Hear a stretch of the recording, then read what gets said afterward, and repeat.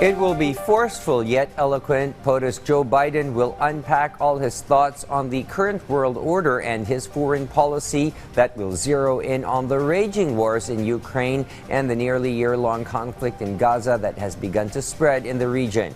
VOA's White House correspondent Anita Powell is in New York City and the UN headquarters, and she filed this report.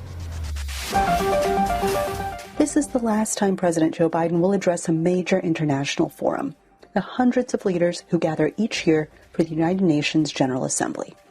It comes at a clutch moment, says the U.S. ambassador to the global body. We say this every year, but this UNGA could not come at a more critical and more challenging moment. The list of crises and conflicts that demand attention and action only seem to grow and grow. Atop that list, Gaza. Here, the U.S. position is not in line with the rest of the Assembly, which last week overwhelmingly passed a resolution demanding that Israel end its occupation of Palestinian territory within the next 12 months. The United States was among the 14 no votes, which Thomas Greenfield said was in line with Washington's opposition to unilateral measures that undermine the prospect of a two-state solution. Analysts expect Biden to discuss his support of Israel and his support of Ukraine in this year's address. They spotlight those two conflicts as major challenges as he ends his presidency.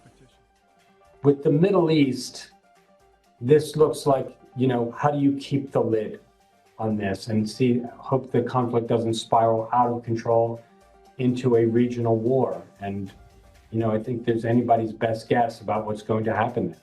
One thing is painfully clear. As the conflict nears the one-year mark, nearly 100 hostages are thought to remain in Hamas custody. The White House says bringing them home is their top priority and the key pillar of a deal to halt the fighting between Israel and the militant group.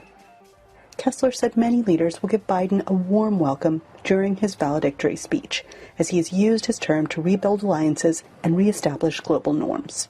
There is a lot of affection for him out there in most nations. Of course, there's a few where there is not. Biden speaks in New York Tuesday. Anita Powell, VOA News, New York.